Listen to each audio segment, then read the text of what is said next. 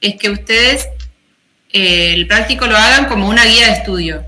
Es muy recomendable que lo hagan así, lo resuelvan, porque les va a ayudar un montón a la hora de estudiar para los parciales o los parcialitos.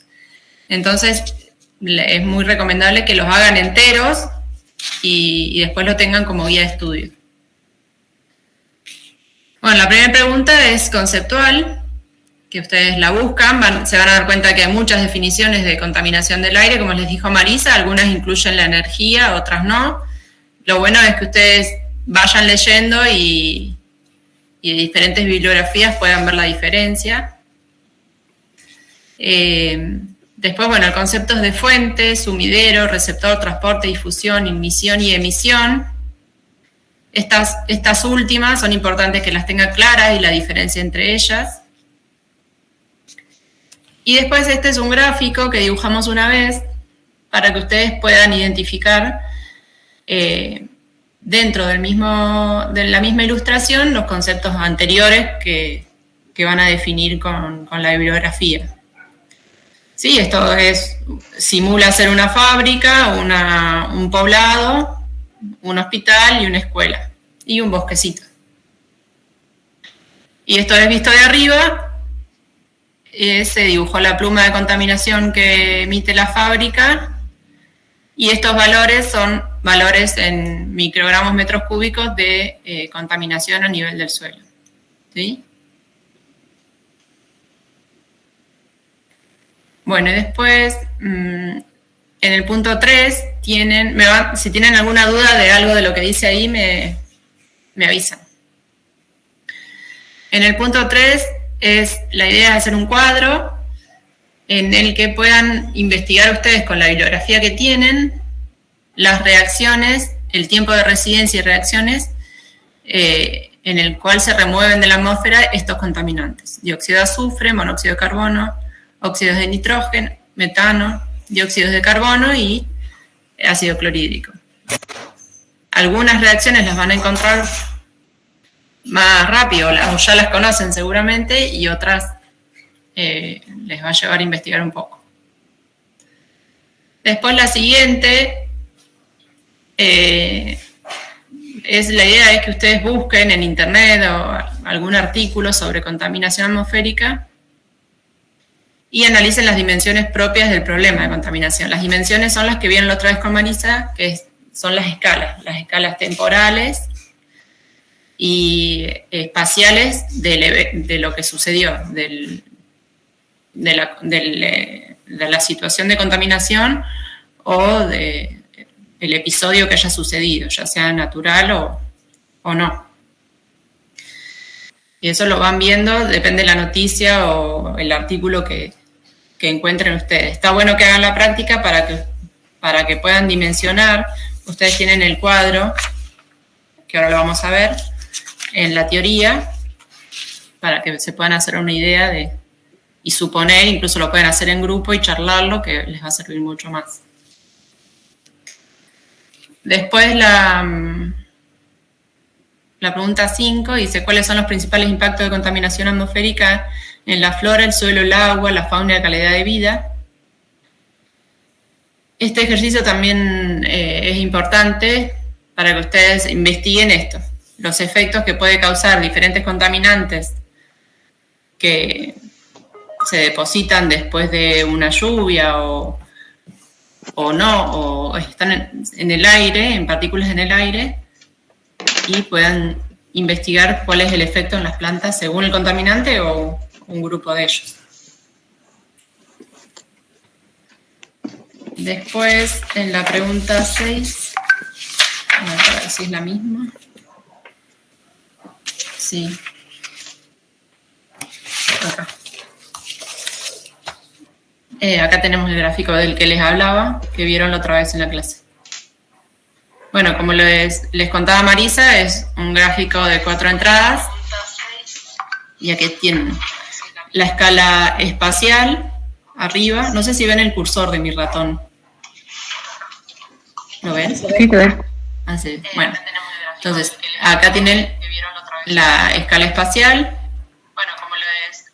el tiempo de mezcla ¿sí? Entre hemisferios, interhemisferio en el mismo hemisferio, y tiempo de mezcla en la capa límite. Ya van a ver el concepto de capa límite, no hay problema por ahora. Ya lo van a ver en otra unidad. Y esta es la escala del tiempo. Segundo, hora, día, año, y así. Y acá en kilómetros, ¿sí?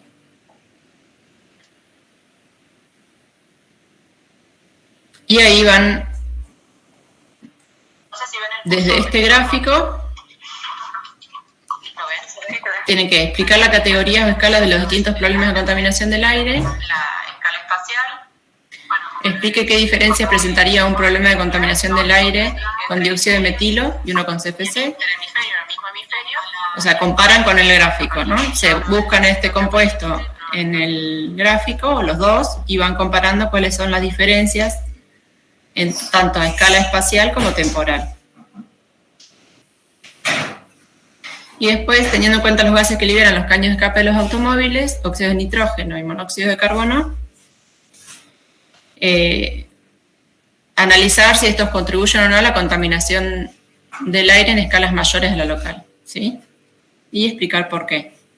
Eso también puede requerir que lean algo adicional para poder responder. Y después esta es la que le contaba Marisa, la que estuvimos hablando en la clase pasada, que investiguen un poco sobre los primeros episodios de contaminación de la atmósfera ocurridos en la historia. Si se fijan, van a encontrar el de Londres, hay uno de, creo que era, sí, en Pensilvania, otro en Bélgica. Bueno, hay varios que tuvieron así importancia. Y bueno, traten de describir la escala de ocurrencia de alguno de ellos, lo mismo. Las escalas, analícenlos según la escala que vimos en el gráfico anterior. Y después, investigar un poquito la diferencia conceptual que hay entre episodio y accidente de contaminación. ¿Sí? Episodio de contaminación y accidente de contaminación, ¿sí? Después el otro es analizar el episodio producido en Londres en el año 1952, que es el que ahora vamos a ver en el gráfico. Y la tabla 1, que ahora la vamos a ver, teniendo en cuenta las condiciones climáticas que causaron los efectos adversos en la población. Ahora vamos a ver un poquito, porque en este gráfico siempre tienen algunas dudas. Entonces vamos a charlar un poco de eso, así lo pueden iniciar el práctico y no se traban justo en este ejercicio. A ver si me entra todo el gráfico en una. A checar un poquito. Vamos a checarlo.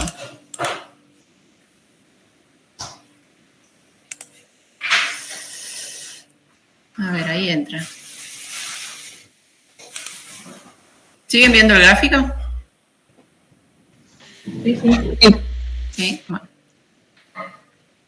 Este es el gráfico que les mostraba Marisa en la clase sobre el desastre de la niebla de Londres, ¿sí? Vamos a analizarlo un poquito. A este ya van a ver que se le llama episodio. ¿Por qué? Porque en él ocurre porque una condición climática, la condición climática, a pesar de que se estaba emitiendo gases combustibles por el tipo de calefacción que se usaba en ese momento, lo que causó el problema fue una condición climática que se dio en ese momento, lo que causó la cantidad de muertes. Vamos a analizar un poquito este gráfico. Si ven acá, tienen, a ver si lo tengo yo más grande, tienen humo en miligramos metro cúbico, dióxido de azufre en ppm parte por millón, que bueno, es lo mismo que pueden poner miligramo metro cúbico en este caso, o microgramo metro cúbico, que sería lo mismo, y le tienen que agregar 3 ceros. ¿Sí? Recuerden que 1000 microgramos es 1 miligramo, si lo tuvieran que pasar. La temperatura está en grados Fahrenheit. 1 grado Fahrenheit, también acá recuerden, 1 grado Fahrenheit son un 17, menos 17,22, no me acuerdo exactamente el número, grados centígrados. Era un número con muchos decimales, no me los acuerdo. Y acá es número de muertos por grupo de edad. Acá están los números de muertos y estas son las fechas en que se pudieron registrar datos. ¿Sí? En noviembre, desde el 16, 22 de noviembre, 23, 29 y diciembre, para este lado. ¿Sí? Y acá vamos a analizar un poco. Estos picos que marca acá como un corchete acostado son como los picos donde hubo niebla. ¿Sí? Si vemos acá la temperatura, era justo en ese corchete que ven ahí, si seguimos las líneas azules, justo era el momento que más descendió la temperatura. Entonces hacía más frío, entonces había más humedad, por ende más partículas de agua, más saturación de agua en la atmósfera, por ende mayor humedad relativa. Después van a ver el concepto con Marisa, humedad relativa, más adelante, pero bueno, lo pueden entender igual en este momento. Entonces, acá estaba en un periodo de niebla, ¿sí? Entonces, ¿qué pasó? En este periodo de niebla, las partículas de dióxido de azufre se combinan con el agua y ¿qué forman? Ustedes lo dijeron en la clase anterior.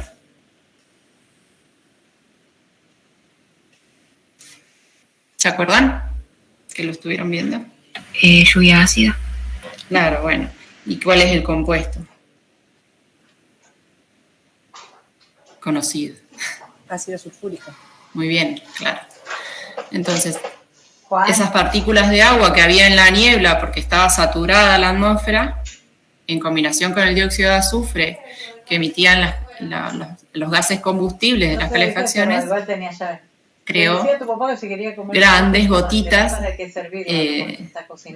de ácido sulfúrico. Escúchame, yo estoy dando clase hasta las 3. Sí, y acá ven no sé, este pico, nos quedamos con ese, y ahora ven este pico que sí, que no explica, sin embargo, por qué la mayor cantidad de muertes se registraron después de estos picos con altas concentraciones. ¿Ve que acá, por ejemplo, de humo tienen 4,5 miligramos metros cúbicos?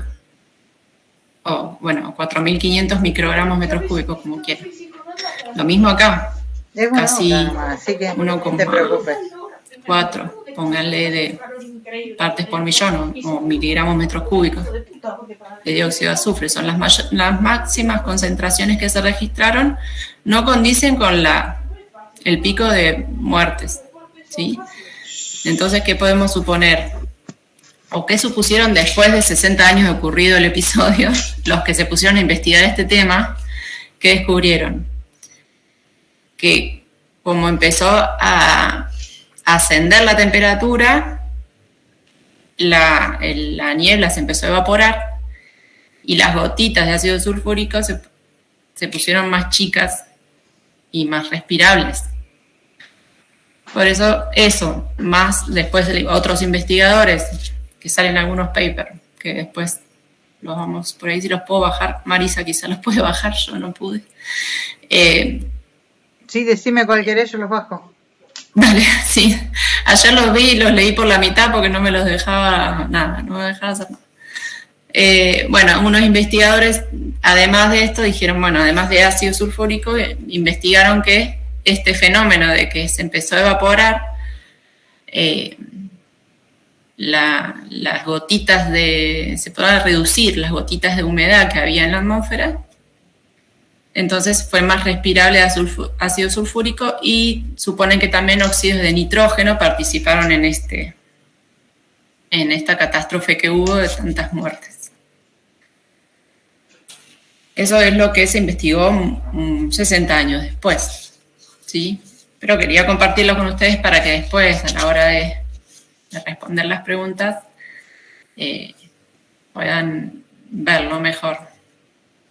¿Sí? De todos modos está bueno que investiguen y se metan, porque la verdad que al menos a mí me pasa todos los años, veo este gráfico todos los años y todos los años me fascina ver el análisis que hacen de él. Eso es lo que más o menos les puedo contar. Obviamente si se ponen a leer seguramente descubren más cosas y si descubren algo diferente nos cuentan. Vieron que yo les decía en clase que en clase vieron otro gráfico similar a este que no tenía el número de muertes por grupo etario, ¿no? Que yo les decía, hay otro que lo tiene y bueno, es este. Claro. Los dos gráficos son versiones parecidas, tienen un poco distinta información, pero son versiones parecidas del análisis del trabajo. El que tienen en la clase teórica y este. No es exactamente el mismo gráfico, pero son variaciones con la cantidad de muerte. Y fíjense que ahí se muestra que la mortandad en caso de contaminación del aire está influenciada también por la predisposición que tiene la persona, ¿no? Las personas mayores a 64 años presentaron más casos de mortandad que los menores a 34. Claro. Entonces, eso también nos habla de que, bueno, si uno tiene algún tipo de enfermedad anterior, eso puede llegar a influir en la afección que uno va a tener a partir de respirar lo mismo, ¿no? Ahí hablaban con Alejandra del tema de la temperatura, que cuando empieza la temperatura comienzan a disminuir la cantidad de muertes. Bueno, la temperatura, el efecto más grande que produce es secado, ¿sí? Entonces, al secar, ya en realidad había menos gotas de agua para que se combinara el dióxido de azufre. Y eso también hace que ya no esté disponible mucha cantidad de sulfúrico dando vuelta por ahí y las partículas de distintos átomos se comportan de distinta manera también. Entonces, eso influenció, además ya cambió totalmente la situación meteorológica. Acá en este no se ve, me parece que en el otro estaba la presión. Ahí les cuento lo de la situación climática. Ah, dale. También lo que decían algunas bibliografías es que la cantidad de muertos también se atribuyó a que la niebla permitía una visibilidad máxima de 1,5 metros en algunos casos y la asistencia no pudo llegar a la gente. Y después lo que también dicen es que se registró en estos grupos de edad de mayores casos porque era la gente que quizás estaba en la calle y no estaba dentro de sus casas. Pero bueno, esas son teorías que previas a la investigación posterior que hicieron y bueno, eran todos teorías del momento de qué habrá pasado. Juan, por favor, cerrame la puerta. O qué hubiera pasado, sí. Dale, porque tengo que hablar ahora yo. Bueno, entonces la idea es, según la tabla siguiente que vamos a ver, resalten las fechas en las cuales las concentraciones diarias superaron a la norma de calidad del aire de ambiente especificado en la tabla 2. Ahora vemos estas tablas y lo repasamos. Con respecto a las condiciones climáticas, les quería contar que en realidad esas condiciones climáticas que yo les decía que definieron que sea un episodio de contaminación, es porque normalmente, después lo van a ver también más adelante y más en detalle con Marisa, incluso creo que está en otra unidad, ustedes saben que el aire caliente es más liviano, entonces tiende a subir en la atmósfera, a capas más altas de la atmósfera, y el aire frío es más pesado y tiende a bajar. Entonces, ese movimiento de aire frío a aire caliente hace que haya una circulación atmosférica normal, ¿sí? ¿Qué pasa cuando hay aire frío cerca de la superficie de la Tierra? Entonces, y se queda estancado, o sea, no se puede mover porque la superficie de la Tierra está muy fría y arriba también está frío, entonces se queda quieto y el aire caliente, la capa límite atmosférica está baja, el aire caliente no puede entrar, entonces se produce una inversión térmica, que ese fenómeno de circulación atmosférica natural no se da. Entonces, eso hace que todo quede retenido, el aire frío ahí, y los contaminantes que están en superficie o en la primera capa de la atmósfera queden atrapados. Es lo que sucedió en este episodio. Es lo que causó que no haya ese movimiento natural del aire, que se podía llegar a esperar en otras condiciones. Eso fue el fenómeno climático que por ahí hizo el problema. Bueno, respecto a lo que hablamos ahí, la tabla 1 y la 2, ¿tienen alguna duda? ¿Quieren preguntar algo? ¿Del gráfico? ¿Puedo consultarte una cosa? Sí, sí. Cuando hay lluvia ácida, lo que se ve es deterioro en los monumentos, ¿no? ¿Verdad? Sí, se puede ver después con el tiempo. Ajá. ¿No conoces de algún estudio que date de esa fecha, que se haya notado un mayor deterioro, una mayor evidencia? No leí sobre los monumentos. La lluvia ácida, el efecto sobre los monumentos es un efecto en el tiempo. Con un solo episodio no te alcanza. Claro, ¿sí? La corrosión del material se va haciendo a medida que tiene efectos reiterados. ¿Sí? Acumulativo. La concentración por única vez o en el momento puede afectar todo lo que es vida. Entonces, por ahí, sobre la vegetación, sobre el crecimiento de la vegetación, sobre los animales, por ahí, eso sí se puede ver más o menos inmediato. Pero sobre estructura y monumentos necesitas una exposición prolongada. Perfecto, gracias. Bueno, después a lo que no les dije en este gráfico, que acá ven esta línea de acá, no es el 0, sino la temperatura media la media de los 80 años, ¿sí? Es como que ahí ellos tienen una media registrada y bueno, en ese caso, en estos días la temperatura había sido muchísimo menor que esa media que ellos tenían registrada. Eso no se los había dicho. Bueno, ahora vamos a ver la tabla 1, la cual les pedimos que son una tabla donde tienen concentraciones diarias de a partir de ese evento, porque como les comentaba Marisa, creo que les comentó que bueno, el evento fue en 1952 y a partir de eso fue como un punto de partida para investigar muchas cosas y gracias a Dios hoy hay muchos avances. Entonces, si ven acá, los años, se han estudiado concentraciones en diferentes años en cortos periodos de tiempo. 5 días, 2 días, 3 días. El evento de Londres fue en 1952, si ustedes ven acá la fecha, entre el 5 y el 9 de diciembre, que es lo que veíamos antes. Y después se sucedieron otras mediciones hasta 1966. ¿Sí? Acá no tienen datos, bueno, vamos viendo la tabla. Bueno, entonces, acá están las fechas. Esta es la concentración de dióxido de azufre diaria. Esta es horaria. Y acá tienen la de humo, lo mismo, diaria y horaria. Las unidades están expresadas en microgramos metros cúbicos, perdón. Entonces, si ustedes la necesitan pasar a microgramos metros cúbicos, como un miligramo son 1000 microgramos, lo que hacen es poner una comita acá. Entonces, esto sería, en microgramos sería 3,83. ¿Sí?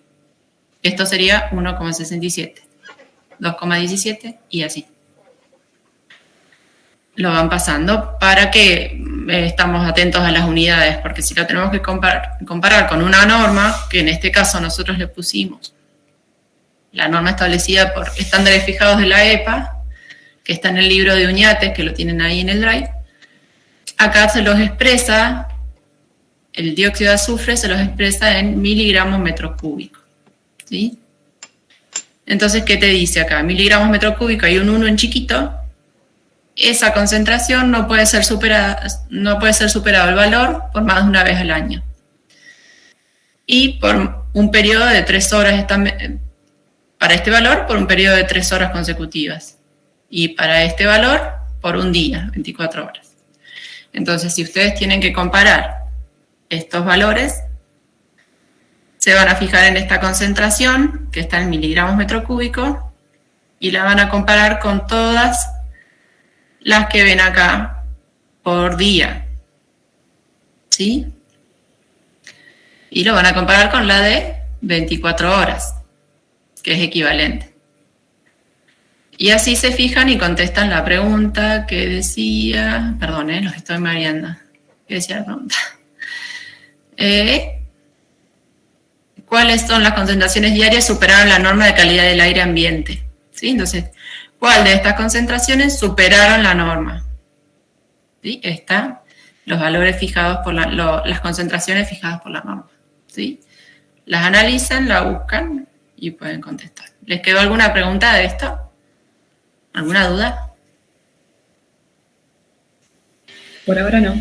¿No? Seguimos con la otra pregunta, entonces. Pasamos de tema. Este tema todavía no lo vieron, es el umbral de olor. El óxido de azufre, bueno, como no querrán olerlo, pero si están cerca de una planta de tratamiento de residuos cloacales que no funciona bien, seguramente lo van a oler. Siempre que la saben por calidad, por saneamiento, no me acuerdo ya, 2 o 3, que si la planta de tratamiento de residuos cloacales funciona bien, no debiera largar olor. Entonces, si nosotros queremos medir esa concentración, podemos tener una fórmula que es la que nos permite después ir a las tablas de umbrales y comparar. Entonces, acá nos pide que calculemos la concentración de dióxido de azufre si se emiten 0,5 ppm durante 3 horas. Y acá tenemos la fórmula. Si la podemos leer, esta C significa concentración. Y acá nos indica una sumatoria de la concentración, una concentración inicial y por un tiempo. ¿Sí? Y la sumatoria sería, en el caso, por ejemplo, ¿no? Entonces pondríamos 0,8 ppm por 1 hora más 0,1 ppm por 2 horas, dividido el tiempo total. En este caso, en el caso de B, tendríamos 1 hora más 2 horas. Acá abajo pondríamos 3 horas. ¿Sí? ¿Lo ven? Lo que tienen que hacer. Sí, profe. Entienden, supongo que entienden bien la nomenclatura de la fórmula, ¿no es cierto? Esto significa sumatoria. A ver, yo si supiera escribir como hace Marisa acá arriba. A ver, vamos a dibujar. Yo sé dibujar, dibujar. Entonces, vamos a hacer un ejemplo. Ni C. Ah, qué fea letra sale acá. Vamos a hacer la concentración para el punto B. No tengo pulso, che. Bueno, entonces, acá entonces ponen 0,8, lo que vimos recién. Vamos a hacer la de abajo. Bueno, 0,8. 0,8 por 1 más 0, se me acabó la hoja y no me deja escribir. Mira, 0, mira, qué loco. Malo. Bueno, más 0,1, háganlo en la calculadora, por 2. Dividido 3 horas. A mí eso, por ejemplo, me dio, si quieren notar la respuesta, si comparan, les hago ese solo. Ese me dio 0,33 ppm. Entonces, esta, la concentración en B, si la hacen, da 0,33 ppm. Qué difícil esto. Bueno, esa concentración, si la vamos a buscar acá, dióxido de azufre, y nos tenemos que preguntar si supera o no el umbral de olor. Dióxido de azufre es 0,47 ppm. ¿Lo supera o no lo supera? No. No lo supera. Bien. Eso es lo que la idea es que lo estudien. ¿Qué pasa? No lo supera, pero después vamos a analizar el tiempo. El tiempo total de esa exposición fue en un momento 1 hora y en otro momento 2 horas. Si vamos a esta tabla, dióxido de azufre, por ejemplo, podríamos ver la cantidad de horas, ¿sí? Pues no se repite en un año. Pero bueno, tenemos esta que es la de un umbral de olor que propone Uñates. Y después, si leen el libro, en esta sección, que se los recomiendo que lean, porque es un libro muy ameno, o sea, al menos esta parte es muy linda, ahí hay como una clasificación de que está en situación, según el valor que te da, es molesto o puede definirse como efecto no deseado y demás, ¿sí? Bueno, eso es todo la guía de estudio número 1. Si tienen alguna duda, lo vemos.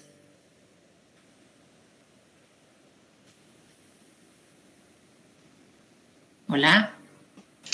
No, hasta ahora entendí todo bien, solo que voy a tener que dedicarle tiempo.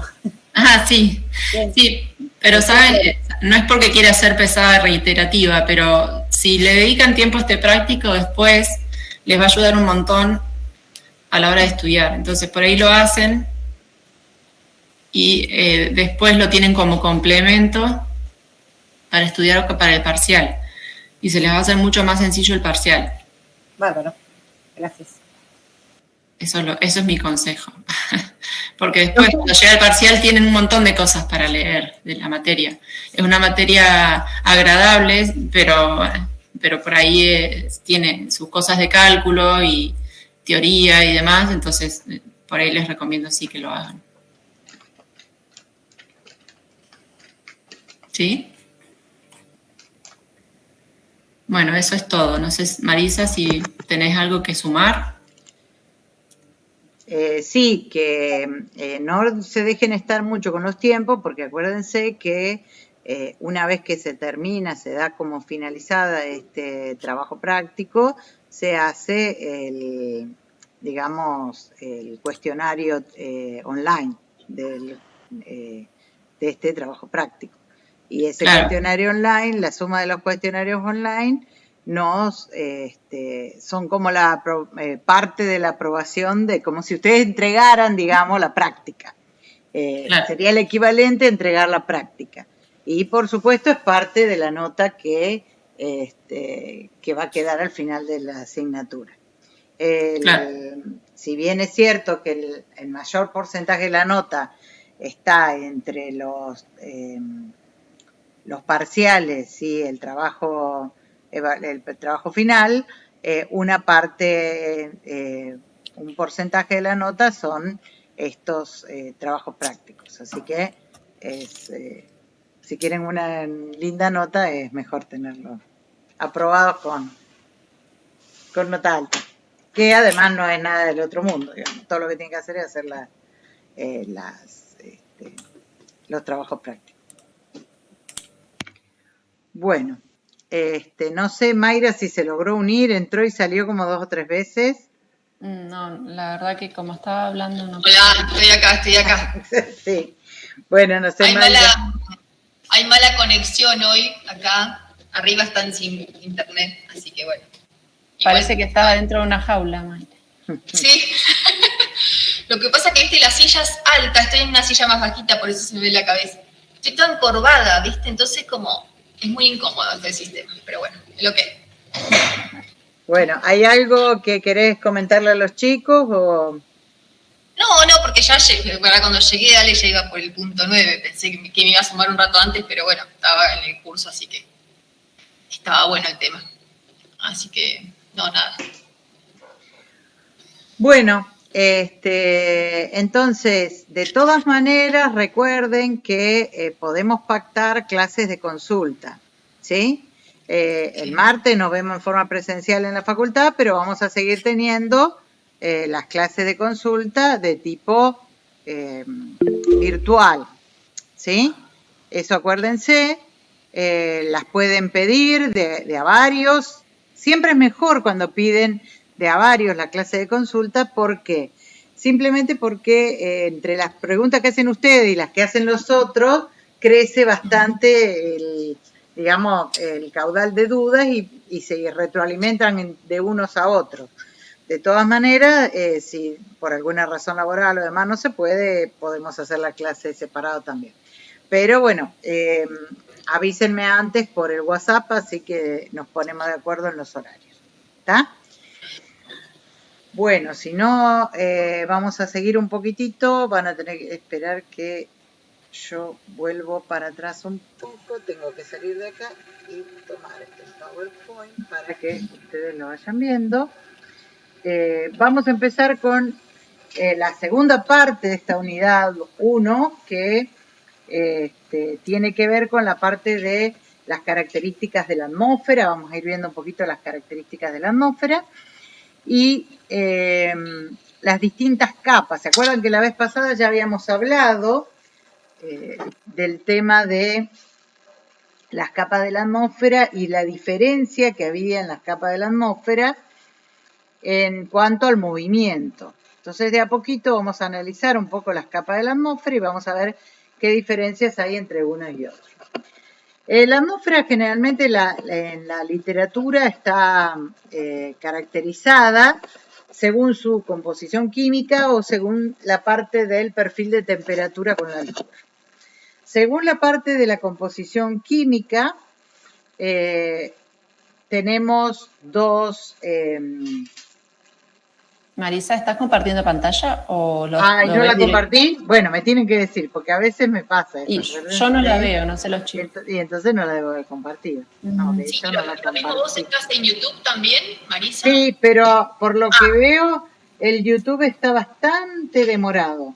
Así que no sé cómo va a quedar la grabación.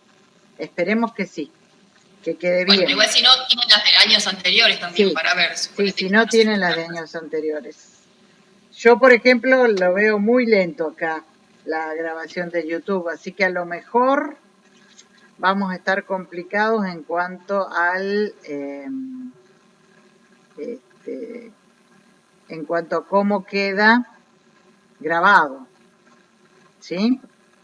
Denme un segundito. Ahora sí. ¿Ahora sí ven? Sí, así. Bueno, sí, está bastante demorado y a veces queda mal grabado. Si queda mal grabado, la persona que no pudo conectarse va a tener que buscar la equivalente al año pasado, que va a andar mejor. Créanse o no, hace un rato protesté en Fivertel, pero me dijeron que andaba todo bien, pero bueno, parece que no andaba tan bien como dijeron. Bueno, entonces vuelvo otra vez para que vean. Ustedes de todas maneras tienen las diapositivas en la PEDCO y tienen las diapositivas también en por el WhatsApp. Las primeras diapositivas hablan todo de cómo son las características principalmente de la atmósfera en las capas más cercanas a la superficie. Nosotros nos vamos a limitar el estudio de las capas más cercanas, si bien vamos a mencionar todas las capas de una manera u otra. Entonces, en la parte atmosférica vamos a tener, si tengo en cuenta la composición química, por debajo de los 100 kilómetros se denomina atmósfera. ¿Por qué? Porque hay mucha mezcla, entonces al estar mezclado tenemos aire, ¿sí? Es una mezcla de gases más o menos homogénea.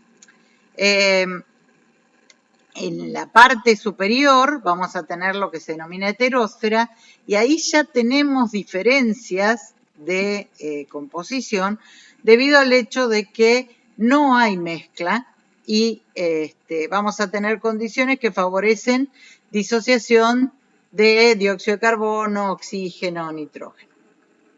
Según las condiciones de la temperatura, las capas de la atmósfera se dividen en más estratos. El estrato más cerca de la superficie se va a llamar troposfera. Por encima de la troposfera va a estar la estratosfera, luego la mesósfera, termósfera y exósfera. Estas capas tienen esos nombres en función del perfil de temperatura. Hay una nueva capa y otra capa más que coincide en ubicación con la termósfera que vamos a ver, que se llama ionosfera, que es una capa definida en función de la densidad electrónica. Ustedes tienen acá una,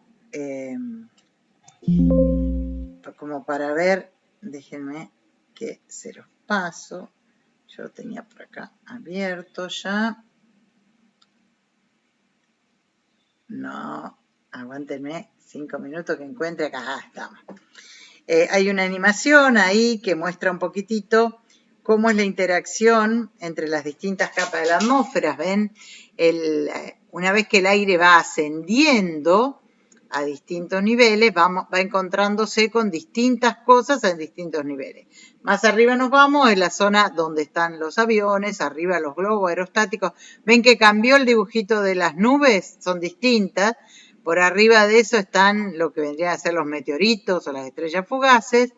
Y encima, en la parte donde se forman las auroras boreales o hay los lanzamientos de cohetes. Por sobre eso está el transbordador donde estaba orbitando el transbordador espacial, que ya no está más. Y si sigo más arriba me voy a encontrar a la Luna. ¿Sí? Entonces esas son las distintas capas que tengo en función de la altura.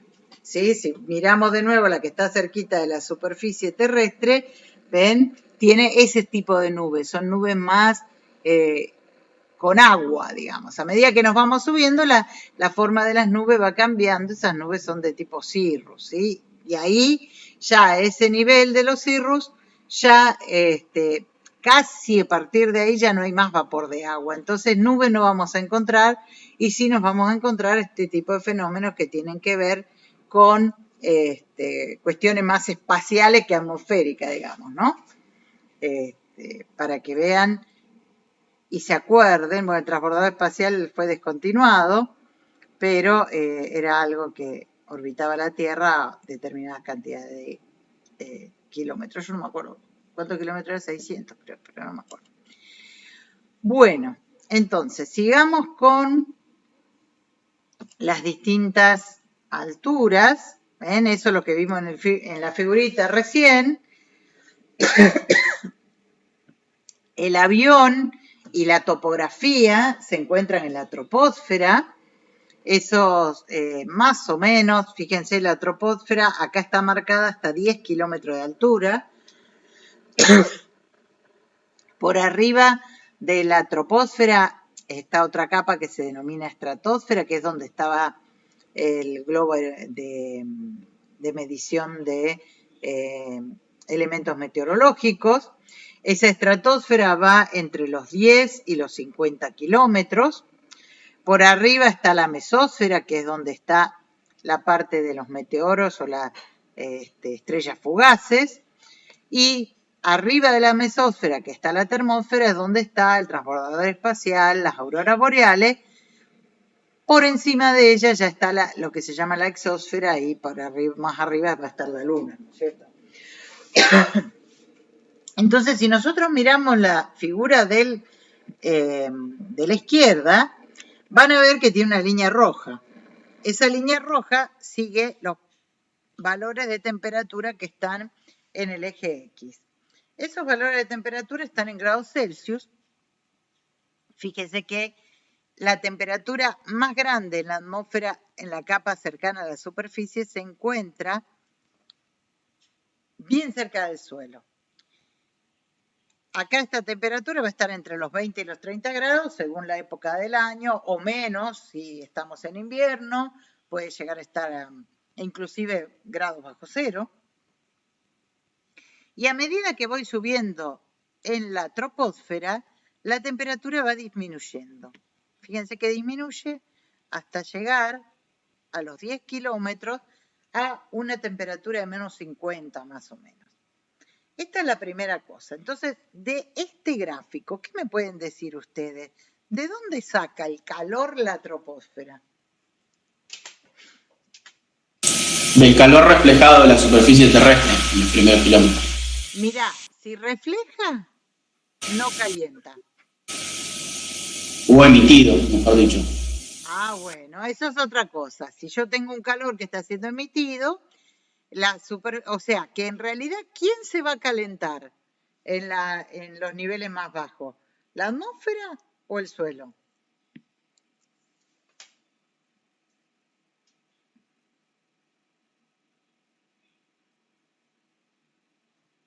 ¿Quién creen que se va a calentar?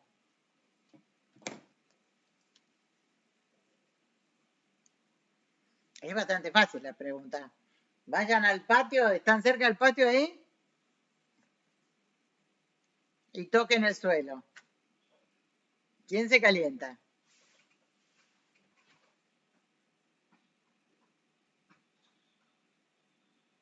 Se fueron todos al patio.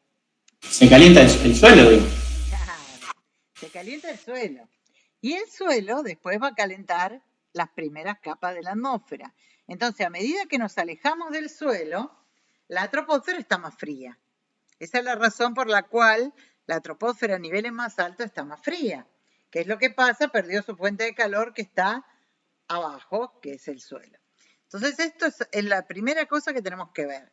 La fuente de calor de la troposfera es la superficie terrestre. Si sigo, fíjense que en la estratosfera hay una parte donde la temperatura se mantiene constante. Generalmente esta zona se llama tropopausa.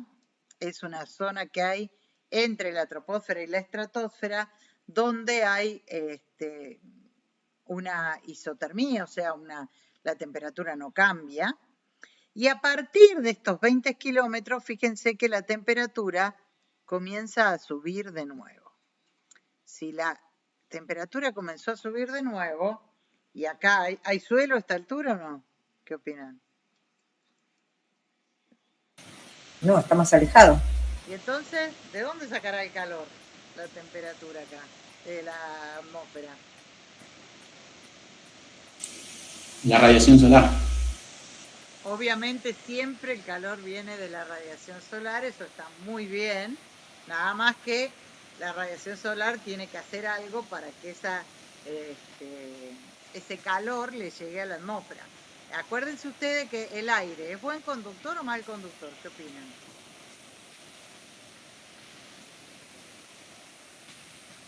Malo. Malo, exactamente. Como es un mal conductor, es difícil que el aire se caliente solito. Entonces, ¿qué pasará ahí? ¿Qué hay en esta zona? ¿Viento? No mucho. El viento está más cerca de la superficie. No, sí, también podemos tener hasta los 300 hectopascales, o sea que estoy hablando 10.000 metros más o menos. A esta altura ya la estratosfera no tenemos viento casi. ¿Gases? Sí, uno en particular. ¿Qué gas habrá ahí? Ustedes lo saben porque lo dijeron en la clase del martes, por eso estoy... Oxígeno. Parecido, pariente. Dióxido de carbono. No. Hay uno que está en esa zona y... Sí. Bueno, la capa de ozono. Muy bien, ahí está. La capa de ozono. En esta zona está la capa de ozono. Y se acuerdan que habíamos dicho que las reacciones que hacía el ozono eran fotoquímicas. Quiere decir que está involucrada la radiación solar. Y además de ser fotoquímicas, son reacciones que son exotérmicas. Quiere decir que liberan calor. Y esas reacciones que liberan calor producen el aumento de temperatura de esta zona. Entonces, de la troposfera la fuente de calor es el suelo, la superficie terrestre. De la estratosfera la fuente de calor es la capa de ozono. Una zona que tiene temperatura que va aumentando debido a la presencia del ozono estratosférico. En la troposfera también tenemos ozono. De hecho, ¿se acuerdan que habíamos hablado que el smog de Los Ángeles era un smog fotoquímico que tenía gran componente de ozono, ¿no es cierto? Entonces, en la troposfera, el ozono es un gas que por ahora le vamos a llamar un gas de efecto invernadero, todavía no vimos efecto invernadero, pero lo vamos a ver prontito, y es un gas que es contaminante. En la estratosfera, la capa de ozono es una capa que es importante porque juega un rol importante en varias cosas, entre ellos este cambio de temperatura que hay en la estratosfera. Después, bueno, viene una zona, cada vez que cambia una zona a otra, hay una zona más estable con temperatura más o menos estable o constante, y después la temperatura comienza a bajar hasta llegar a cerca de los -100, a una altura de 100 kilómetros, ¿sí?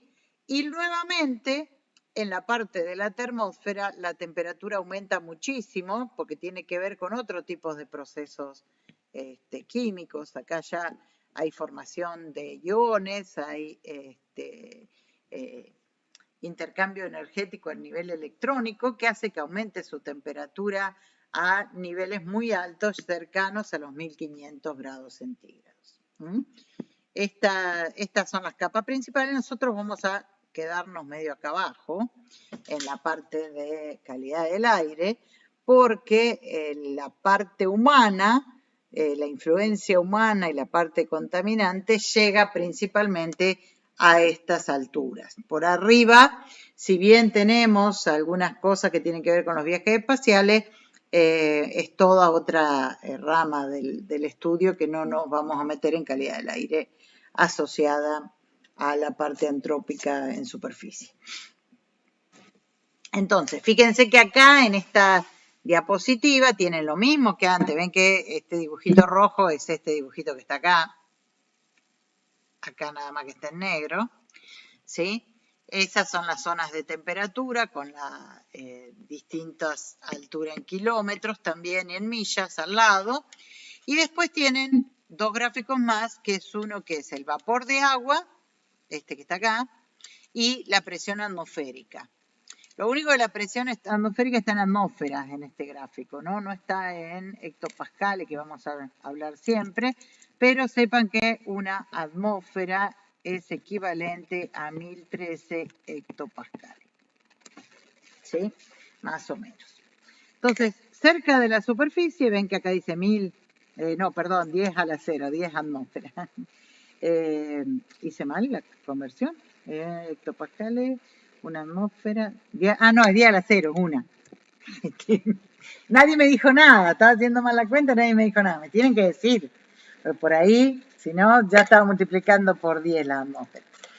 Esta es una atmósfera, o sea, 1003 hectopascales en superficie.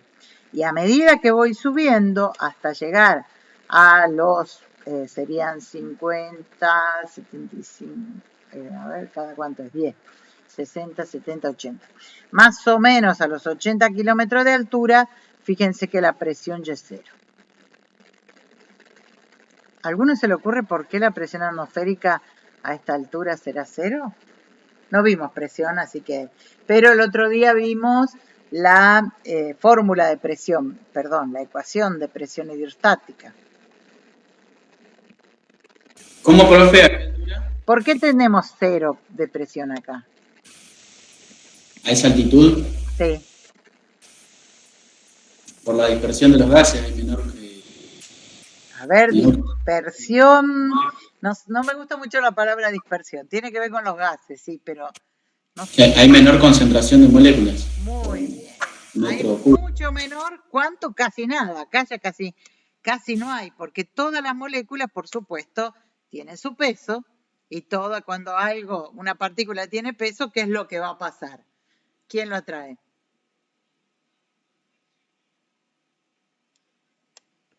Las cosas que pesan. La gravedad. Muy bien, lo atrae la gravedad. Entonces van a estar todas cerca. Fíjate que si miramos el gráfico el valor máximo de vapor de agua está en superficie. Ven que esto es nivel. A nivel del mar es el máximo. Y a medida que vamos subiendo, llegamos a casi 0 también, a una altura cercana a los 10 kilómetros. Quiere decir que el vapor de agua, ¿sí?, es una molécula más o menos pesada, se va a las partes inferiores de este estudio que estamos haciendo. Entonces, esto es lo primero que tenemos que ver para definir cómo es nuestra atmósfera. Nuestra atmósfera nos muestra que toda la masa atmosférica va a estar abajo, por eso tenemos la presión atmosférica abajo, porque como muy bien dijo el compañero, la presión atmosférica, lo vamos a volver a ver de nuevo, es el peso por unidad de área de la columna de aire. Entonces, donde no hay aire no puede haber presión atmosférica. Entonces, esto sería, si yo voy a buscar aire más denso, lo tengo que buscar cerca de la superficie terrestre. Arriba ya casi no tengo lo que nosotros definimos como aire. Entonces, habíamos visto que dentro de estas zonas, de las zonas de temperatura, había una zona que estaba definida con otro concepto que no era el concepto de zona de temperatura, sino zona que tenía que ver con la densidad electrónica. Esa capa es una capa funcional, nosotros definimos como capa funcional a la capa de ozono y a la ionosfera. Es una capa que tiene muy poca masa, 0,1% de la masa total de la atmósfera, y es una zona que está ionizada por la radiación solar. En esta zona, como no hay casi aire, la energía del sol que llega es tan intensa en este nivel que hace que las moléculas se separen. Entonces, los electrones terminan flotando de forma independiente, apareciendo de forma independiente, junto a moléculas que han tenido o ganado o perdido más electrones. Entonces, si el sol está más activo, hay más ionización. En esta capa, es una capa bastante energética porque los procesos de ionización desprenden energía que produce el calentamiento. Vieron que esta capa, yo les dije que está en esta zona. Fíjense que comienza a aumentar muy rápidamente la temperatura. Es una capa con temperaturas muy altas, ¿sí? Y llega cerca de, no sé si lo marqué bien, entre 150 y 200 kilómetros, sí, toda esta zona acá, sumamente caliente en comparación con las temperaturas de la superficie. Esta capa funcional, la ionosfera, es muy utilizada en las transmisiones radiales, tiene que ver con esta, digamos, ionización, se utiliza para hacer posible la comunicación radial a larga distancia. Como esta ionización depende de la energía solar, durante el día la ionosfera tiene como 3 capas, fíjense que acá está separado día y noche. Del día hay 3 capas, la capa más cercana a la superficie se llama capa D, está solamente durante el día y durante la noche no existe. Ahí no aparece en el dibujito. Bueno, esa capa D aparece solamente debido a la radiación solar. Entonces, ¿qué es lo que ocurre? Las emisiones radiales, en esta parte, llegan a la capa, a la ionosfera, en particular la capa D que está durante el día, hace que llegue más abajo, digamos, y a partir de ahí se produce una reflexión de estas ondas y hacen que se transmita a una determinada distancia. Como durante la noche esta capa no va a estar ahí, sino que vamos a tener la capa más alta, estoy con miedo ahora que me dio reflexión, pero bueno, este rebote de la señal se da a una altura mayor y como el ángulo de entrada y el de salida tienen que ser iguales, se transmite a mayores distancias, ¿sí? Entonces, acá estos dibujitos son la diferencia entre las ondas AM y FM, digamos, ¿no? Pero si yo miro lo que ocurre en la ionosfera, más alto voy, más lejos llego. ¿Está? Eso es lo que ocurre con las emisiones radiales. Esto, bueno, hoy en día yo siempre lo cuento, porque por ahí alguna persona de su familia que tuvo contacto con una radio, cosa que ya casi no existen, le pueda contar que durante la noche se escuchaban radios que hablaban en distintos idiomas, ¿sí? Hoy en día, generalmente, las radios que ustedes tienen en los home theater y eso son FM, entonces esto no lo podemos ver, porque las que ocurría eso eran las radios de amplitud modulada, las AM, pero sí lo pueden ver en el auto, por ejemplo, cuando viajan lejos, que durante la noche hay mucha más disponibilidad de frecuencias AM, porque logramos escuchar desde lugares de emisión mucho más lejanos. Bueno, la capa de la termósfera es la capa más alejada. Empieza, digamos, alrededor de la ionosfera y llega hasta 1000 kilómetros de la superficie terrestre. Esta capa es impactada por radiación ultravioleta, rayos gamma y rayos X que provienen del Sol. En esta capa se hace el filtrado de estos rayos, por eso es una capa muy importante. Y en este proceso de ionización de átomos de sodio y moléculas, los gases que la componen elevan su temperatura a varios cientos de grados. Esta es la capa donde está la Estación Espacial Internacional y donde orbitaba el Shuttle. Ahora el Shuttle fue descontinuado, pero por ahí pueden ver algunos documentales antiguos de este medio de transporte. Nosotros desde la Universidad del Comahue se hicieron experimentos en el transbordador espacial, el Shuttle. El doctor Lassi, que está en ingeniería, había diseñado unos experimentos para hacer en microgravedad y esos experimentos fueron llevados a bordo del transbordador espacial en 2001, durante 2001, y se analizaron varios años después cuando logramos que volvieran los materiales analizados, ¿sí? Esto fue muy interesante. El transbordador espacial tenía una bodega que se permitía a las universidades utilizar porque para el transbordador espacial necesitaba lastre y parte de ese lastre educativo, digamos, se prestaba, no era alquilar porque no se cobraba, como que se asignaban lugares para distintos experimentos de tipo de investigación. Bueno, bajando está la mesósfera. La mesósfera es lo que se ve como la línea azul en esta figurita. Me gustó mucho cuando vi esta foto. Seguramente esta foto ha sido tomada de la Estación Espacial Internacional o del Shuttle, porque obviamente a esa altura no hay nada más.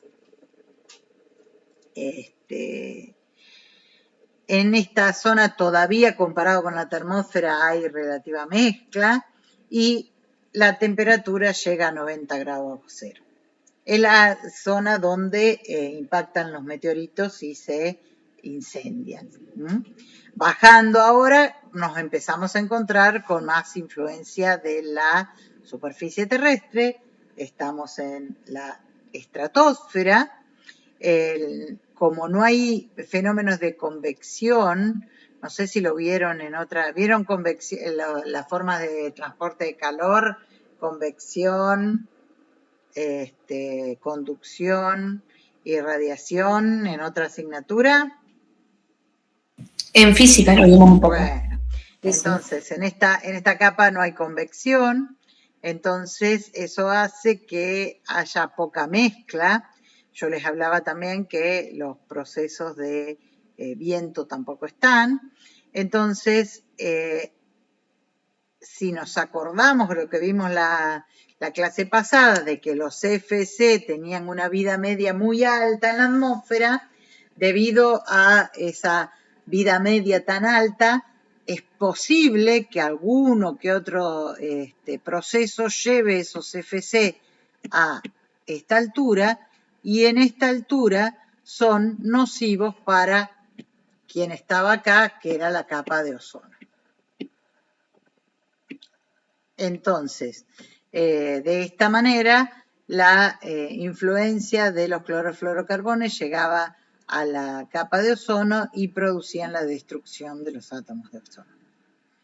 Muchas erupciones volcánicas o los impactos de meteoritos pueden hacer que esta capa sufra algún tipo de contaminación o por lo menos que haya materiales que no serían esperables en esa zona y esos materiales pueden permanecer un tiempo bastante largo y pueden llegar a alterar condiciones climáticas a largo plazo. Acuérdense que las escalas eran las que nos definían en qué escala de la meteorología iba a impactar. Si todos los impactos en la estratosfera duran muchos años, estamos en qué escala, ¿se acuerdan? Tienen por ahí en la global. Exactamente. Y como estamos en la escala global, puede afectar al clima. Ya no en la parte meteorológica, sino al clima. Bueno.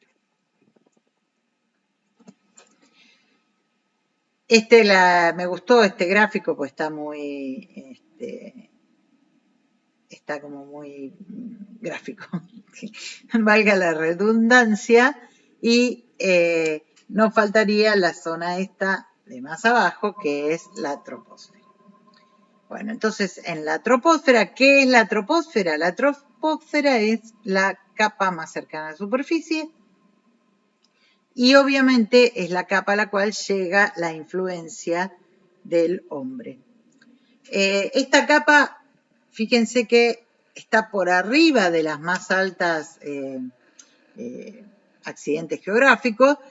¿Cuál es el más alto? ¿Se acuerdan qué altura tiene el accidente geográfico más alto?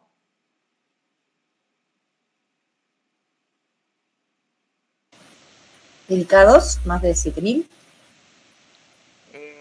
¿Cómo se llama el monte ese? Everest. El Everest. Tiene más de 7.000 y pico, ¿no? Entonces, como vamos a tirarle 8.000 como para tener un número redondo, 8.000 hasta los 10.000 kilómetros, perdón, 10.000 metros, los kilómetros, los 8.000 metros serían la montaña más alta y la troposfera llega aproximadamente entre 10 y 15 kilómetros de altura. Generalmente, más cerca estamos del polo, el aire es más frío, la troposfera está un poquitito más cerca de la superficie. Más cerca del ecuador, el aire es caliente, entonces la troposfera llega arriba de los 10.000 metros, exactamente.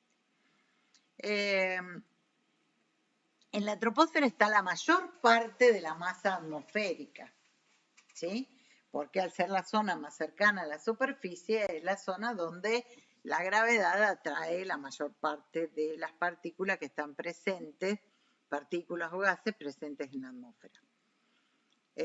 Como ya vimos, la parte más caliente es la parte más cercana al suelo y a medida que nos vamos hacia arriba, la temperatura disminuye. Si vamos a buscar mayor densidad, va a estar en la troposfera. Vamos a buscar mayor cantidad de vapor de agua, va a estar en la troposfera. Mayor cantidad de contaminante, va a estar en la troposfera. Mayor cantidad de aerosoles, también ahí. Las nubes también están en la troposfera. Entonces, acá vamos a poner un montón de énfasis en el análisis de la troposfera porque va a ser lo que nos va a ayudar a analizar cuál es el comportamiento de los contaminantes. Bueno, más o menos se entendió la parte de la atmósfera, todas las capas y sus características. Sí. Sí, perfecto.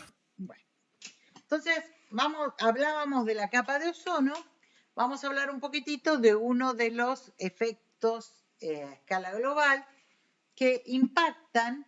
Acá, por ahí es difícil relacionarlo con, calidad de aire, pero impacta directamente con la calidad de vida y la calidad del aire en la estratosfera. Entonces, no va a ser el aire que nosotros respiramos, porque en la estratosfera no vamos a estar, pero sí va a ser el aire que define un montón de variables en la troposfera. ¿Por qué? Y porque el ozono es el filtro que tenemos nosotros de la radiación ultravioleta. Entonces, si de alguna manera la cantidad de ozono disminuye, puede llegar a aumentarse la radiación ultravioleta cerca de la superficie terrestre. Entonces, es una capa muy importante. De hecho, tan importante es que hicieron una reunión para defender la capa de ozono y se pusieron de acuerdo bastante rápido. Vieron que con el calentamiento global siempre hay idas, venidas y demás, qué sé yo, qué sé cuánto, pero bueno, con el agujero de ozono se decidió relativamente rápido el discontinuar el uso de los CFC que afectan la capa de ozono. Durante las últimas décadas y debido a la incorporación a la atmósfera de estos gases que no existían en forma natural, que son los clorofluorocarbonos, los CFC, también van a verlos en algunos lados que aparecen como halones, freones, sí, que sobre todo se usaban y se usan en algunos lados todavía en la industria de refrigeración. Esos CFC son gases que se crearon en laboratorio, son inertes, y perdón por mis palabras químicas, acuérdense que a veces puedo cometer errores con respecto a la química porque no es mi fuerte, sino que eran inocuos para la vida, digamos, no producen, no tienen efectos sobre la salud, pero sin embargo, al tener un tiempo de vida tan largo, pueden llegar a aparecer en la estratosfera y en la estratosfera intervienen en la destrucción del ozono. El lugar donde primero se detectó esta disminución del ozono fue en el Polo Sur. Y a esta gran zona, que fíjense que es una zona que llega principalmente que abarca toda la Antártida, pero que si miran la parte celestita llega casi a Sudamérica, a esta zona donde hay disminución de la concentración de ozono estratosférico, se lo denominó agujero de ozono. Es una zona donde no es que no hay más ozono, ¿sí? Disminuyó notablemente. ¿Cuánto ozono hay en la estratosfera? ¿Habrá mucho? Bueno, ustedes piensen que tienen al planeta Tierra entre las dos manos. Si empujan y mandan todo el ozono presente, estrujando hacia el planeta, cerca de la superficie, el total de ozono daría un espesor de unos 3 milímetros. Ese es el total de ozono que hay aproximadamente en la capa de ozono. No es una gran cantidad, pero es una cantidad que es imprescindible para el mantenimiento de la vida como la conocemos, porque nos defiende de la radiación ultravioleta. Profe, justo tengo acá abierto el libro de Química Ambiental de Colin Bell. Acá en el párrafo dice, incluso en la capa de ozono de la estratosfera, el ozono no es el gas más abundante ni la especie que contiene átomos de oxígeno dominante. Dice, su concentración relativa nunca excede las 10 partes por millón. Claro, ¿viste? Es re poquitito lo que hay. Y sin embargo, así de poco es imprescindible. ¿Sí? Entonces, fíjense al costado, eso está muy bueno que lo tengan y tengan la literatura cerca, está muy bueno que lo vayan haciendo porque primero nos ayuda a todos a ir repasando dónde están las cosas y segundo que obviamente son cosas es muy lindo cuando ustedes intervienen y ponen su granito de arena, así que buenísimo eso. Fíjense que acá al costado hay dos figuritas. ¿Sí? Esta es la figurita, la que está a la izquierda, es como sería la foto más conocida del agujero de ozono. ¿Sí? Es como la más famosa que está en todos lados. El total de ozono se mide en unidades Dobson, se llama, y fíjense, el área se determina a partir de un mapa de la columna total de ozono y se selecciona el nivel de 220. Esta línea blanca son las 220 unidades Dobson. O sea, a eso se le llama el agujero. Entonces, miremos, en el que está abajo, nos habla de la cantidad de unidades Dobson que hay sobre la Antártida, ¿no? Lo pueden ver, ven que yo toco acá y aparece dónde está la figurita. Son watch.gsfc.nasa.gov, aparece para todos los años. Fíjense, en 1994 fue el mínimo con 92 unidades Dobson. Y el agujero, lo que está arriba es cuánto alcanza el área del agujero, o sea, el área dentro de los 220, ¿no? Y fíjense que desde que se empezó a documentar en la década del 70 fue aumentando, y acá, si bien tiene estos desniveles estacionales, debidos a la dinámica atmosférica, pero en general esa tendencia no se revirtió del todo todavía. Si Dios quiere, estamos en una tendencia en baja, pareciera, pero en principio estamos alrededor de los 22, 27 millones de kilómetros de área del agujero de ozono.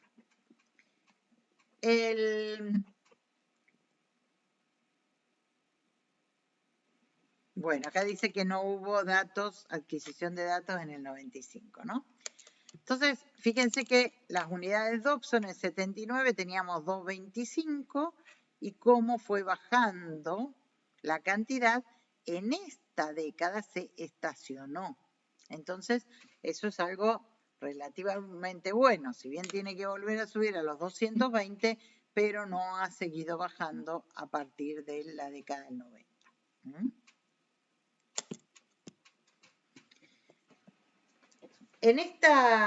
Esto es del año 2010 y 2011, porque son algunos casos que se han dado muy altos, cómo han cambiado, qué cambios bruscos tiene de un año a otro el agujero de ozono. Este es el agujero de ozono del Polo Norte. ¿Ven el mapa? Acá lo llegan a ver. Que acá está Alaska, esto es América del Norte. A ver, acá está Europa, ¿lo ven? Esto es en la zona nórdica. Acá está Groenlandia. Todo esto es Canadá. ¿Sí? Esto es el Polo Norte. Entonces, fíjense, en las unidades Dobson, que sigue la misma, los mismos colorcitos de las figuritas anteriores, fíjense cómo entre 2 años seguidos puede haber esta diferencia, ¿sí? Entonces, cuando a veces nos dicen parece que el agujero de ozono desapareció, tenemos que tener cuidado porque hay situaciones estacionales. Por eso se analiza a lo largo del tiempo esos cambios. Ambos polos sufren la pérdida de ozono durante el invierno. El agujero de ozono sobre el Ártico tiende a ser menos pronunciado. Perdón, esto no es durante el invierno. Me quedé pensando, por eso no, saquen esto, táchenlo ahí. Tachen. Ambos polos sufren las pérdidas de ozono.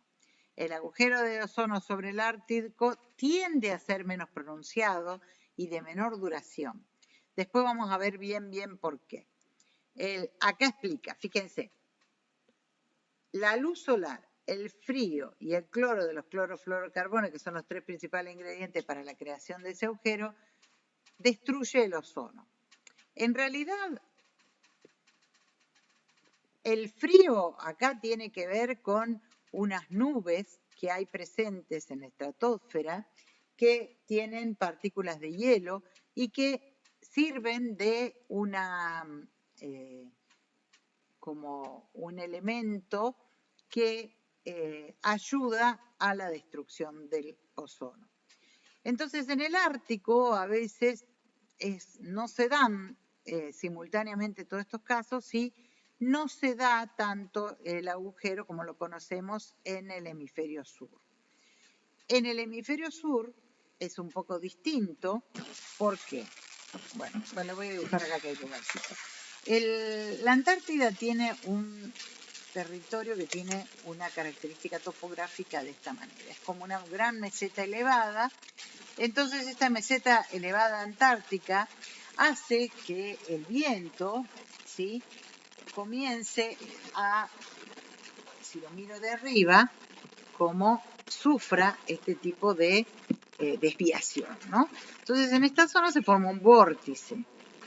Y ese vórtice que da vuelta alrededor de la Antártida hace que los gases se concentren en el interior y no se vayan, digamos, con el aire. Entonces hay poca como transporte en esa zona, y a eso se le suma el hecho que la Antártida tiene mucha luz durante 6 meses y casi nada de luz durante otros 6 meses. Entonces, mientras yo no tengo luz, los procesos de destrucción del ozono son menores. A partir de que se da la incorporación de la luz solar, yo logré que se mantuvieran más contaminantes en esa zona debido al vórtice polar. Están alrededor del área del Polo Sur. Cuando se incorpora una mayor cantidad de luz solar, se empiezan a producir los procesos que hablábamos antes de destrucción del ozono, y la zona alrededor de la Antártida, que sería esta área que está acá, comienza a tener una disminución notoria de los niveles de ozono. Entonces así se produce principalmente el agujero de ozono antártico. El agujero de ozono antártico, la diferencia con el Polo Norte es que el Polo Norte no tiene este vórtice polar, porque ustedes saben que es una zona relativamente plana porque hay poco continente, la mayor parte de la formación es hielo, pero sin impacto de superficie alta en ningún lado. Entonces eso hace que no tengamos este vórtice. Si bien hay un vórtice debido a la dinámica, no hay un vórtice tan marcado como el vórtice antártico. Aguántenme que si no borro me queda mucho en la memoria RAM y se pone lenta la máquina. Bueno, entonces un ejemplo más o menos lindo fue en 2020, que las temperaturas en la estratosfera del Polo Norte descendieron bastante y se formaron esas nubes estratosféricas que yo les decía, que ayudan a la destrucción del ozono en las zonas polares. Entonces, si miramos, tenemos en el hemisferio sur, esto fue entre julio del 2019 y febrero del 2020. Fíjense, en el hemisferio sur el agujero de ozono fue importante. Fíjense que acá, no sé si llegan a ver el mapa, pero acá está América del Sur. Ven que la zona de 220 llegó hasta la zona continental de América, ¿sí? Y fíjense que hay en unidades Dobson un mínimo significativo en 2019, ¿sí?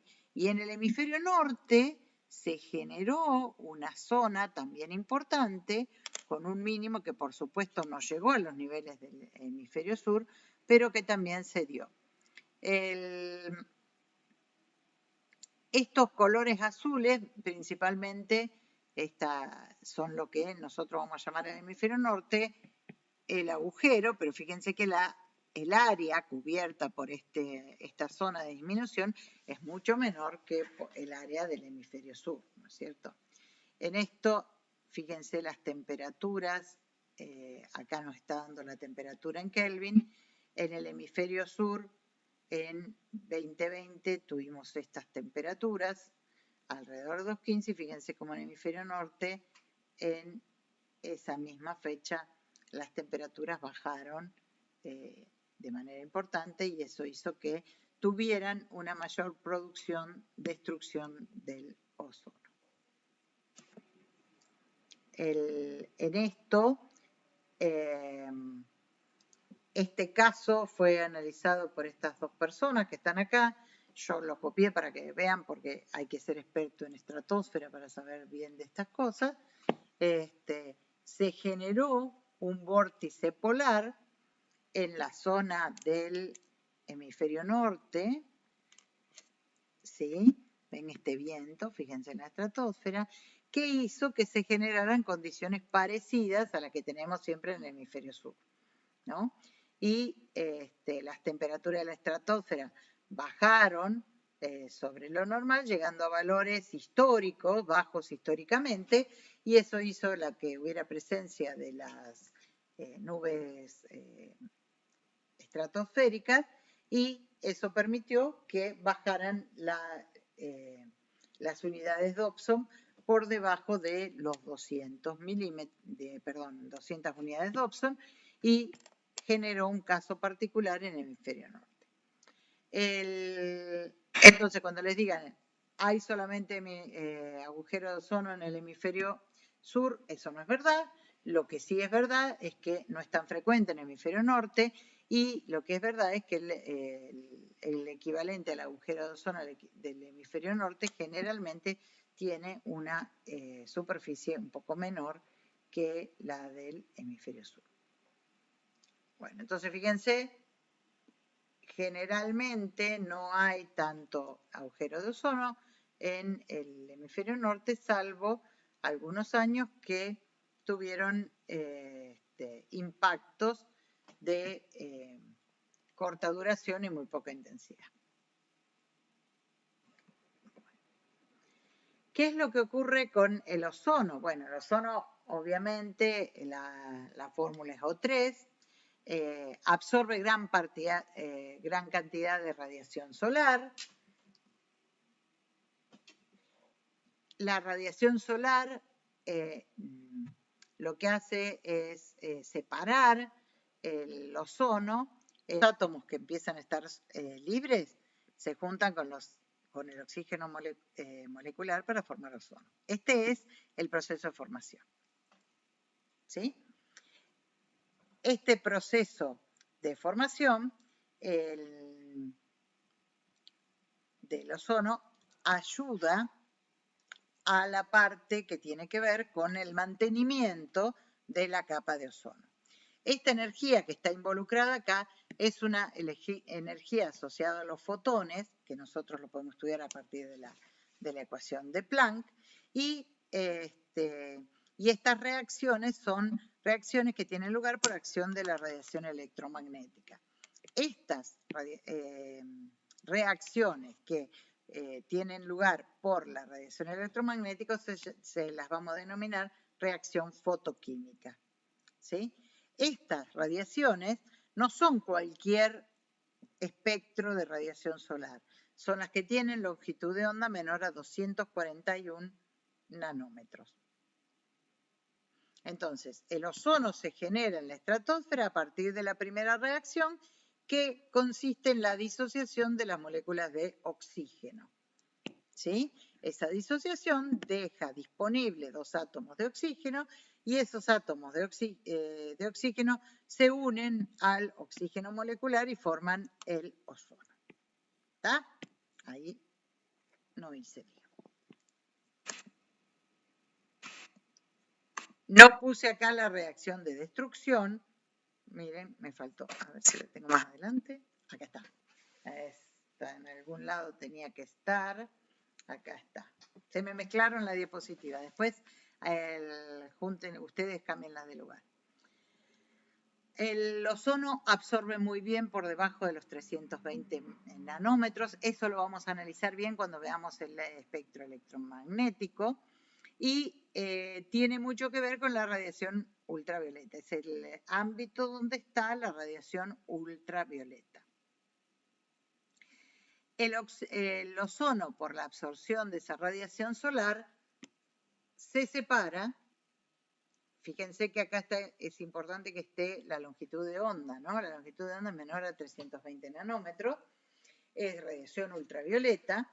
El ozono, por acción de este fotón, se separa en una molécula de oxígeno y una molécula y un átomo de oxígeno. Y, digamos, se separa en ambas cosas, una molécula de oxígeno y un átomo de oxígeno.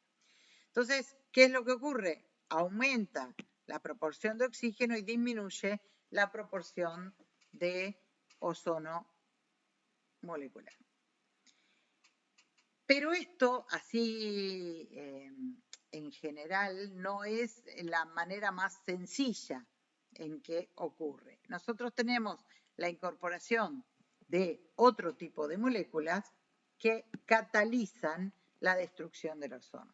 Esos catalizadores son diversas especies que reaccionan con el ozono y lo separan en una molécula de oxígeno y se unen al átomo de oxígeno que quedaba para formar el ozono, haciendo que después sea más difícil volver a formar la molécula de ozono que teníamos en particular.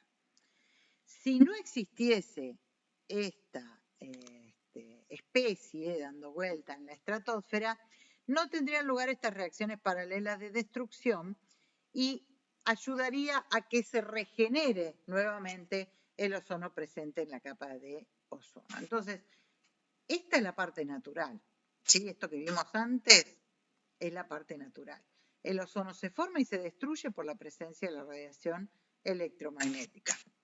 ¿Qué ocurre cuando incorporamos otro tipo de especie, otro tipo de componente, como son los CFC? Bueno, se catalizan estas reacciones, ¿sí? Y al quedarme el átomo de oxígeno combinado con esta especie, hace que no sea fácil la regeneración del ozono. ¿Está? Este sería el proceso que hace que aumente la destrucción del ozono. ¿Quiénes son esos catalizadores? Bueno, principalmente los clorofluorocarbonos. Entonces, en realidad, los átomos de cloro que vienen de los CFC y algunos otros átomos como el bromo, que también producen el mismo tipo de reacción.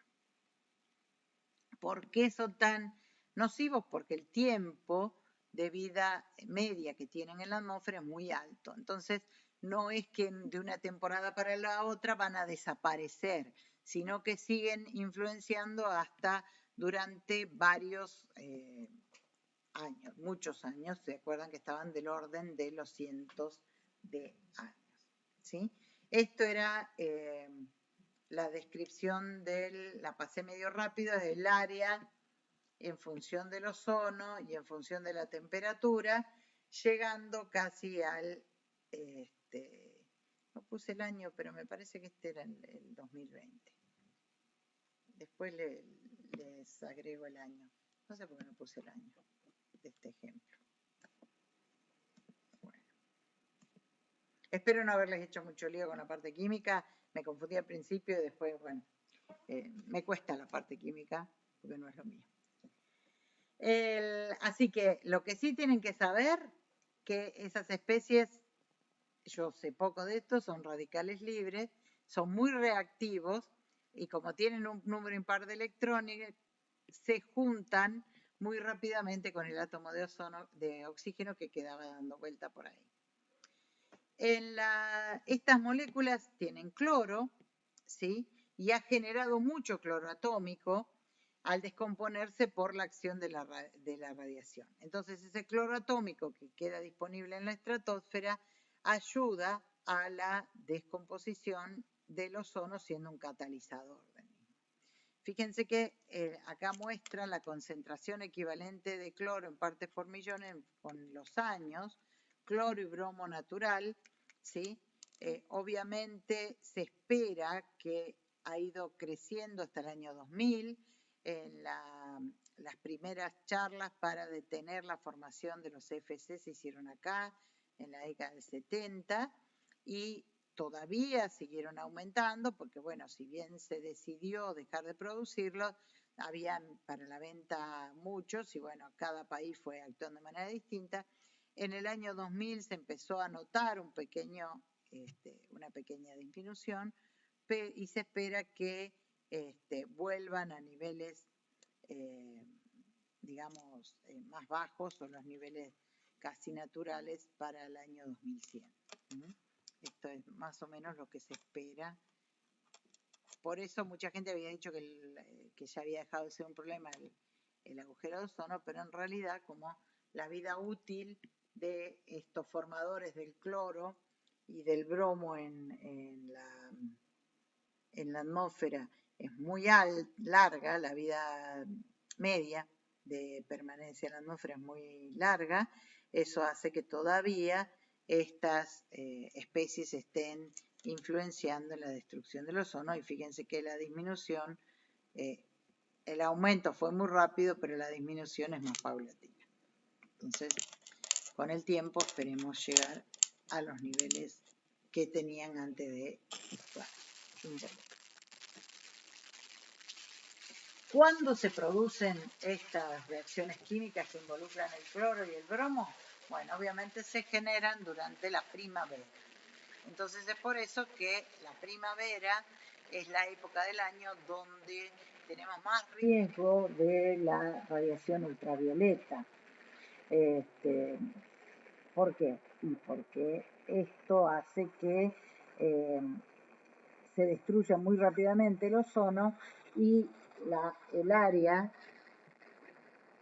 del agujero de ozono puede llegar, fíjense que acá alcanza hasta la Patagonia.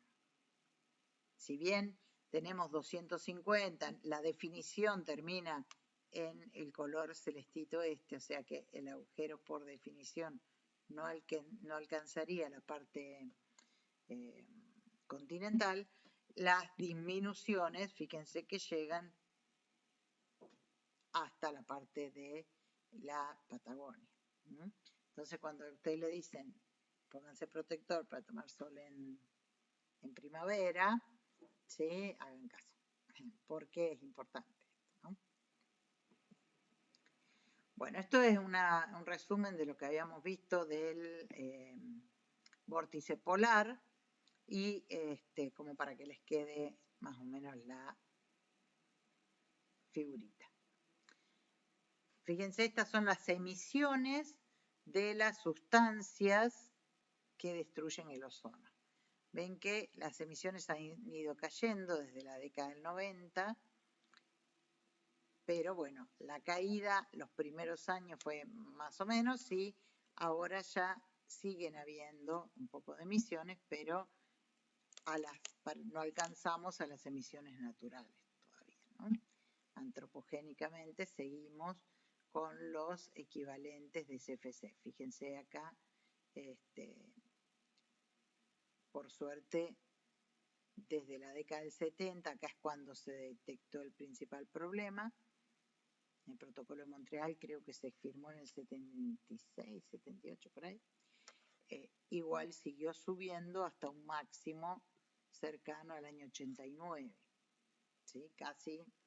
Llevó casi 10 años, un poco más de 10 años, que se empezara a ver una disminución. Bueno, desde el punto de vista de lo que ocurre en todos los años, fíjense, hay satélites que miden el ozono, fíjense que no todos los años se comportan de la misma manera. 2017 fue un año donde no hubo una disminución tan grande en el hemisferio sur y ahí la gente empezó a decir, bueno, ya se está cerrando, no va a haber, pero si miramos, 2020 llegó a niveles mucho más bajos. Entonces, todavía dependemos de la circulación atmosférica y de la concentración de esos contaminantes que se dan en el hemisferio sur. Si bien, bueno, uno esperaría que vayamos por una línea parecida a esta, tarde o temprano, pero por ahora va a variar.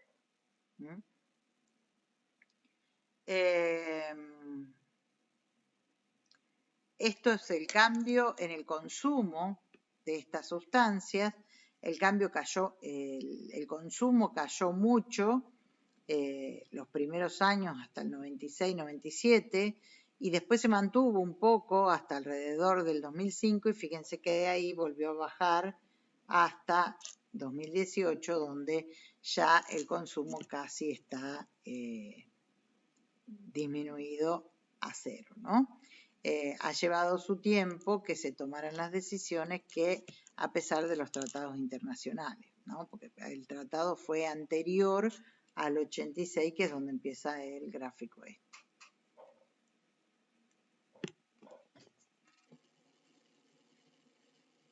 Bueno, acá puse un poquito lo de las nubes estratosféricas.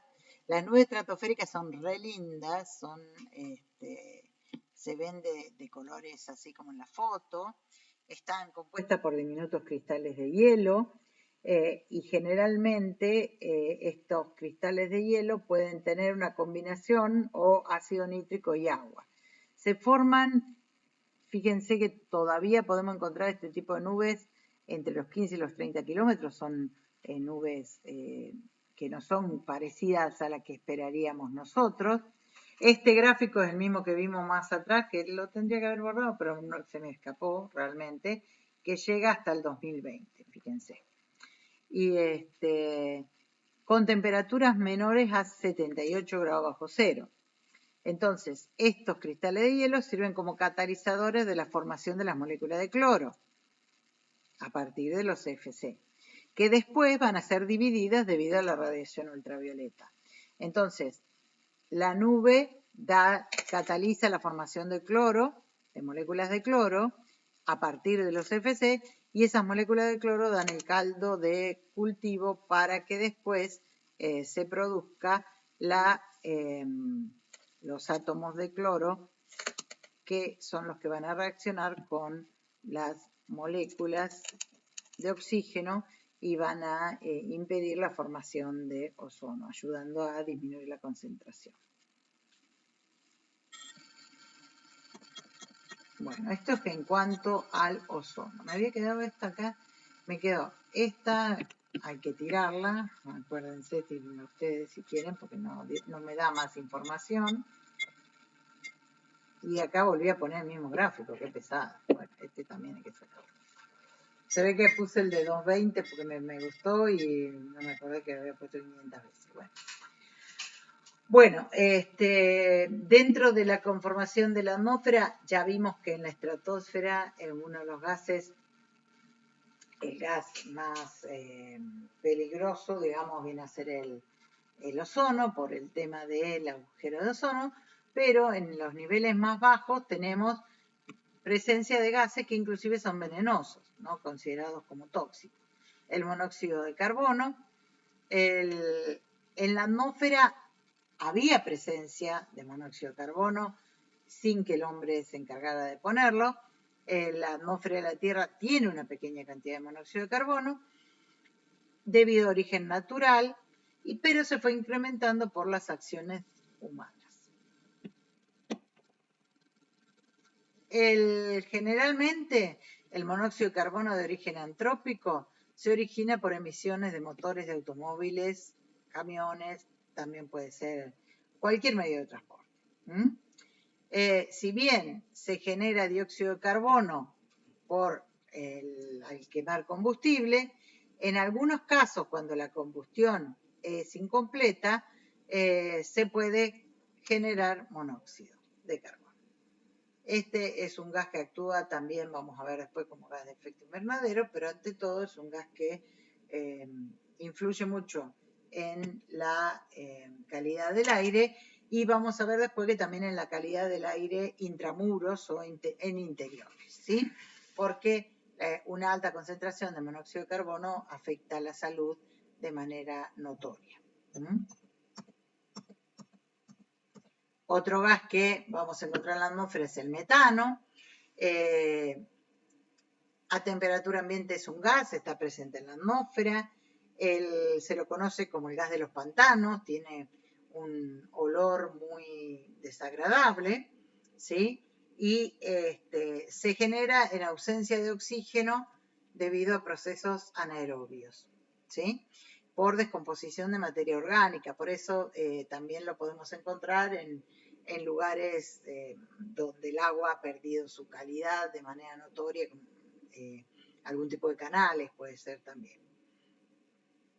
El metano se puede utilizar como fuente energética. De hecho, ¿saben en dónde se produce metano para energía? En los biodigestores. Claro, exactamente. En todo lo que tiene que ver con la basura, ¿sí? Inclusive en los rellenos sanitarios también se puede generar metano, y si se hace de manera sistemática se puede obtener el metano que sale de la basura y utilizar para calefaccionar ambientes, distintos ambientes. En Neuquén se hizo un pequeño emprendimiento de este tipo, no sé si sigue andando, en la parte del relleno sanitario. Otra fuente de metano es el proceso digestivo de los rumiantes, la combustión, incendios de biomasa en bosques tropicales y sabanas, las aguas hervidas, las cloacas, ¿sí? Y obviamente en algunas fugas en acumulaciones de hidrocarburos. Es un gas de origen biológico y proviene generalmente de residuos de tipo orgánico. En algunos lugares ya se utiliza como fuente energética alternativa por esto de la descomposición de la basura. Acá tenemos algunas concentraciones de metano anormales durante el año 2019. Más rojo es el color, más intensa es la pluma de metano, ¿sí? Ven que hay mucho en esta zona debido al tipo de cultivo, ¿sí? Ustedes saben cómo se hace el cultivo de arroz, por ejemplo. ¿No saben cómo se cultiva arroz? No usan ninguna. Sale entre el agua. En agua. Claro, en agua. Si ustedes miran, hay una película de Tom Cruise que se llama El último samurái o algo así. Hay una parte re linda donde él va pasando por, parece que es Camboya, la parte donde se filmó la película, y tienen una especie de como regiones así en escalones, escalonadas, similar a lo que hacían los diaguitas acá en la antigüedad, y son zonas inundadas, ¿sí? Todo inundado esto. Entonces las zonas inundadas y los cultivos de arroz son generadores de metano. Obviamente la basura, la parte de combustible fósil y demás también genera esto de la cantidad de metano. Si nosotros miramos en el tiempo, fíjense cómo han ido aumentando estos gases, estos que son los FC, ya lo vimos, fue aumentando y después va disminuyendo. Los óxidos de nitrógeno van en aumento y han bajado muy poco en el último tiempo. El metano se estacionó un poco alrededor del 2000-2005 y después nuevamente comenzó a subir. Ninguno de estos gases, ni el dióxido de carbono, han mostrado descensos muy notorios en los últimos años. Que es lo que se trata de lograr con todos esos acuerdos internacionales, disminución de combustibles fósiles y demás, para no tener este tipo de problemas después atmosféricos con el aumento de los distintos gases. Fíjense que acá estos son muestras que sacaron de un domo antártico y se fue viendo la cantidad de metano presente en el aire, me parece que son años detrás de, acá, antes de Cristo, y fíjense, ustedes saben cómo se hace esto, se hacen como si fueran unas perforaciones en el hielo y se sacan como unos cilindros de hielo y se va estudiando la composición, y como tienen muchos años, eso es la parte inferior del cilindro de hielo, ¿dónde estaba? Acá. Acá lo vamos a agrandar, esos valores, esos valores se pueden referir a años históricamente atrás del presente. Si ven en el presente, en el año 2000, los valores son altísimos, y si vamos a 2000 años antes del nacimiento de Cristo, los valores eran mucho menores. Entonces, estas son las cosas que se han utilizado para comprobar que el aumento de los gases invernaderos tienen origen antrópico. ¿Sí? Perdón, profesora, en el anterior, en el mapa, esos 2 o 3 puntos de Argentina.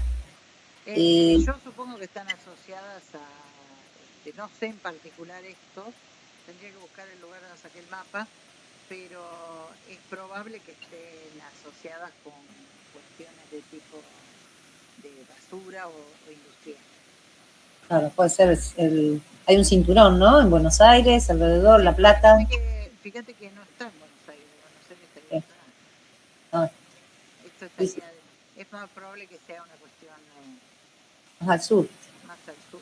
No, la verdad que no sé. Lo podemos buscar, pero fíjate que a lo mejor relacionado con los hidrocarburos. Bien. Porque uno de estos parece ser la zona Caleta Olivia, por ahí. Y un poquito más arriba. La verdad que ahora no me había dado curiosidad, ahora me da curiosidad, después me fijo a ver si encuentro a qué se debe eso. Ojo, eso fue en casos que detectó el satélite una columna anormalmente alta durante 2019. Es un caso particular, habría que ver en 2019 qué hubo ahí. Claro, alguna actividad específica. Tiene que haber algo específico ahí, sí. Okay. La verdad no me acuerdo. ¿Alguno se acuerda? Igual no son los más altos, ¿no? Porque más rojo, más alto. Estos son picos chiquitos. Pero tiene que haber habido algo ahí, algún tipo de explotación que no... Porque arroz no hay ahí, seguro. Tanta vaca como para que nazcan se note, deberían estar amontonadas todas en un feedlot que me hayan puesto, no creo. Pero lo podemos buscar, a ver a qué se debieron esos puntos. Por ahí también pueden ser cuestiones estacionales que tengan que ver con el movimiento del aire, ¿no? Habría que ver qué puede haber sido. Pero muy buena pregunta. Bueno, el dióxido de carbono es el más famoso, todo el mundo sabe. Generalmente en la atmósfera preindustrial se supone que había 270 partes por millón en volumen, y ya hoy en día estamos cerca de los 420. Entonces ha ido aumentando, y no sé si se acuerdan de la figurita que habíamos visto con los palitos la vez pasada, que yo les dije lo que iba para arriba calienta y lo que va para abajo enfría. Bueno, el CO2 es de estos. Por eso es tan importante de que los niveles comiencen a mantenerse o disminuir, porque si no el efecto sobre el clima sigue importante. Los observatorios que tienen más tiempo de dióxido de carbono son uno en Mauna Loa, y este es en Mauna Loa, y hay otro en la Antártida también que mide, pero lo van a encontrar en muchos lugares porque es como el que más años tiene de información. Ves que es anterior a 1960. Acá, 1958. Bueno, estos son los mismos que vimos antes. Y acá terminamos con esto, que es muy, muy, muy pequeñito, digamos, una descripción muy pequeña de los principales gases. Después los vamos a ir trabajando, los gases que se liberan a nivel industrial también, ¿no? Estos tienen que ver más con la cuestión natural y cómo van influenciando cada uno con la influencia antrópica, ¿no? Pues dióxido de carbono hay, metano también, y de hecho en forma natural también. Sin embargo, la presencia del hombre ha hecho que comiencen a aumentar, y también eso los hace influenciar procesos de gran escala como es el calentamiento global. Y el ozono, que influencia a gran escala el agujero de ozono. Me pasé unos minutos, no me dijeron, yo no veía la hora, les pido disculpas. Con esto terminamos lo que es la parte de la unidad 1, que tiene que ver con todas las definiciones. A partir de la clase que viene ya vamos a empezar con la parte energética atmosférica, que suele tener un poquito de problemas más matemáticos, y es muy importante que la empecemos a analizar porque es la que nos va a ayudar a ver los procesos que hacen que haya